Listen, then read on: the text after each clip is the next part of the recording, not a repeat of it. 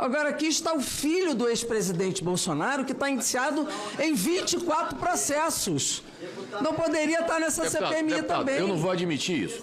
Eu não vou... Deputado Gendir Fegali. Deputado, senador, eu faço um apelo a Vossa Excelência com todo o respeito. Eu não vou admitir que nenhum parlamentar, nenhum membro desse colegiado interfira na palavra de outro parlamentar. Vossa Excelência usou a sua palavra, todos ouviram com absoluto respeito e eu vou fazer com que o mesmo tratamento seja dado a quem tiver com a palavra. Por favor, senador, seu tempo será reposto. Seu tempo, 1 minuto a mais para o deputado Gendir Fegali.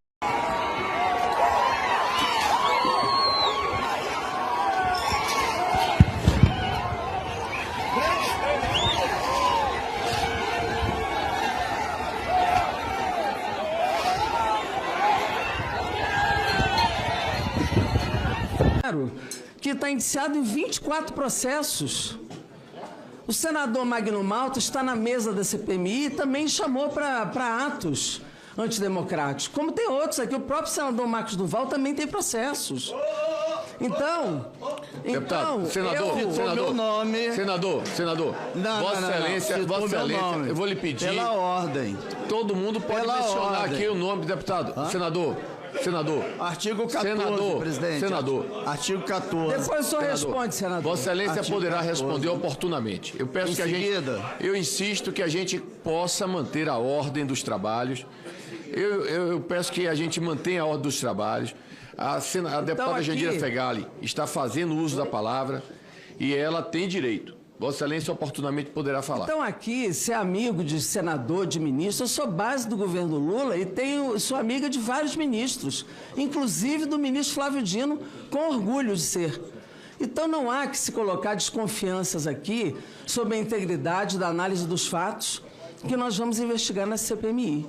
Então eu repudio esse tipo de colocação e constrangimento sobre a relatora Elisiane Gama. Em relação ao plano de trabalho, quero aqui parabenizar a senadora, até porque os atos golpistas aconteceram por quê? Porque no centro estava o questionamento do resultado das eleições. O centro era questionar a legitimidade da posse do presidente Lula. No centro estava o questionamento do processo eleitoral. No centro estava a urna eletrônica. E isso tudo foi um processo coordenado desde o processo eleitoral. Questionamento da urna eletrônica, a fraude das eleições, a eleição do presidente Lula, tudo isso estava no processo. Então ela faz um roteiro colocando exatamente um processo que derivou no 8 de janeiro.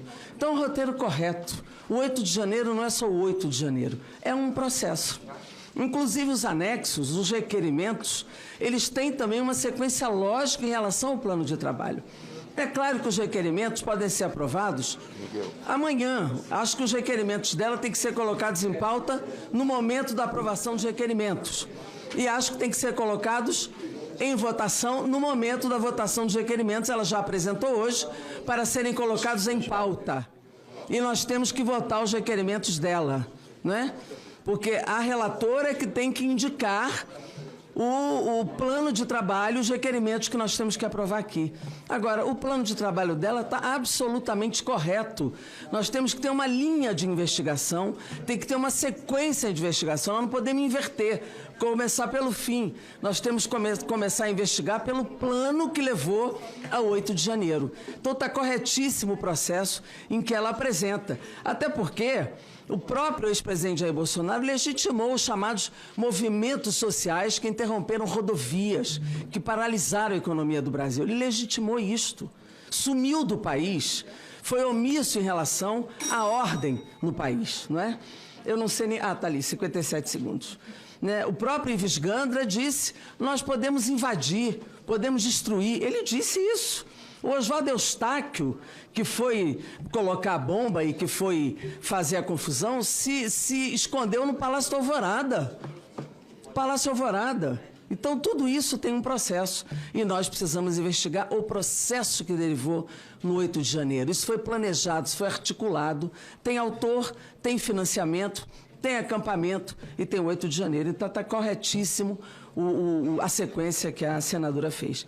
Eu só corrigiria, senador, eu tiraria a palavra circo, do seu plano de trabalho, porque circo não pode ser usado como uma palavra pejorativa pelo respeito que temos à arte circense. E eu sempre vou dizer isso em todos os lugares que eu for. Muito obrigada. Só isso, parabéns pelo seu relatório e pelos anexos. Já admitindo e agradecendo a sua grande sugestão sobre esse termo, aproveito, inclusive, para deixar as minhas desculpas. Antes de passar a palavra ao próximo orador, eu quero dizer que o artigo 14 do Regimento Interno diz que, para explicação pessoal, em qualquer fase da sessão, por 5 minutos, se nominalmente citado na ocasião, para esclarecimento de ato ou fato que lhe tenha sido atribuído em discurso ou à parte. Então, eu passo a palavra ao senador Marcos Duval e depois Eduardo Bolsonaro, para que cada um possa falar em resposta... Eu não acusei o deputado Eduardo Bolsonaro, eu só disse que ele é filho do ex-presidente Bolsonaro. Falou que eu tenho 24 inicialmente. Você não, falei o ex-presidente Jair Bolsonaro tem 24 processos. Aqui tem 24 processos. Com a palavra o senador Marcos Duval. Não o deputado. Bom, deixa eu esclarecer aqui. Primeiro, a minha questão é da participação dos integrantes da mesa, não integrantes da CPMI. E outro fato, o ministro Alexandre de Moraes, que fique claro para todo mundo aqui, me inseriu no inquérito para tentar me calar, porque ao mesmo tempo que ele pediu para que eu fosse para a reunião, ouvi o que seria feito na reunião. Eu, quando retornei, eu reportei a ele o que aconteceu na reunião. Ele, como relator dos atos antidemocráticos, deveria se dizer impedido de continuar como relator, mas eu tornei público que ele sabia também com antecedência do dia 8, como também falei da questão dele se declarar impedido de continuar sendo relator dos atos de 8 de janeiro, exatamente pela parcialidade que ele já estava tendo. E aí, uma maneira de calar um senador é inserindo nisso. Então, não há questão nenhuma de contribuição minha para tal. Então, eu disse até publicamente que se eu estou sendo investigado, ele deveria ser também, porque eu estou tornando público aqui, quando eu estive no TRT, no STF, no Salão Branco, ele disse para mim: senador, vai, escuta e depois me reporta. Ou seja, ele como relator, ele deveria ter dito: não, senador, eu sou o relator, eu não posso sugerir nada. Como ele sugeriu, ele automaticamente tem que se declarar impedido, até por questões técnicas, legais, morais.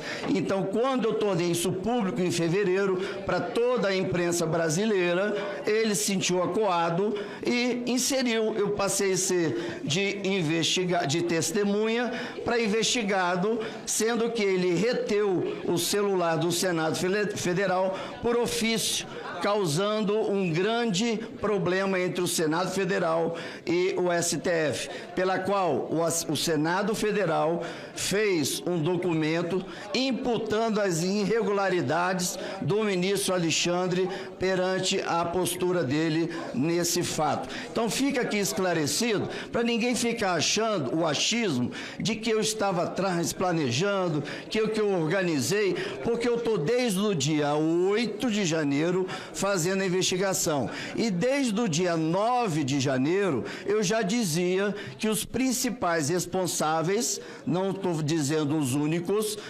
foram presidente Lula, ministro G. Dias, ministro Flávio Dino e... aí vem daí para cima o Capelli, aí vem toda a estrutura e as provas estão aqui, cada momento vai ser apresentado.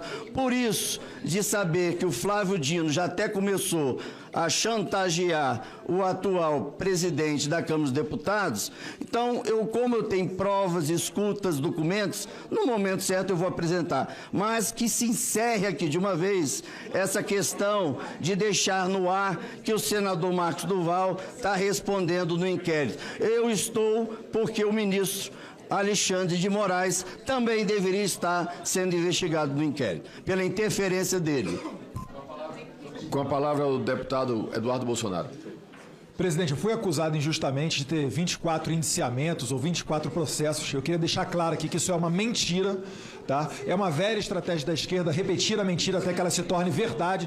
Os vídeos estão aí, né? Eu sei que a realidade pouco importa na construção de narrativas e que pela construção de narrativas o Maduro pode até...